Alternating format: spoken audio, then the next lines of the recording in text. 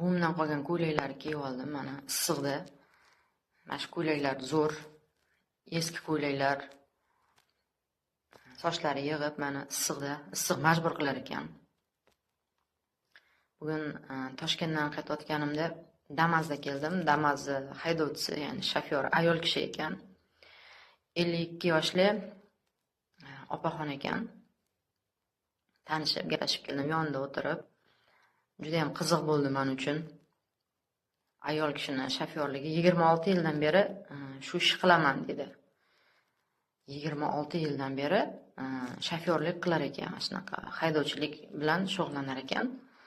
3-4 yil bo'libdi, turmush o'rtog'i olamdan o'tib qolibdi. Oldin turmush o'rtog'im bilan birga ishlaganmiz dedi. Turmush o'rtog'ida ham Damas bo'lgan ekan, o'zida ham.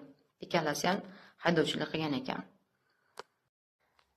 Opa, siz haqingizda bir reportaj olsa bo'lar ekan, siz televideniyega yoki ijtimoiy tarmoq, gazetalarga olib chiqsa bo'ladi, siz haqingizda chiroyli fikrlar yozib olib chiqsa bo'ladi, sizni shu ish faoliyatingizni, haydovchilik ish faoliyatingizni desam, yo'q, kerak emas, quda andaliman, nevaralarim bor dedi.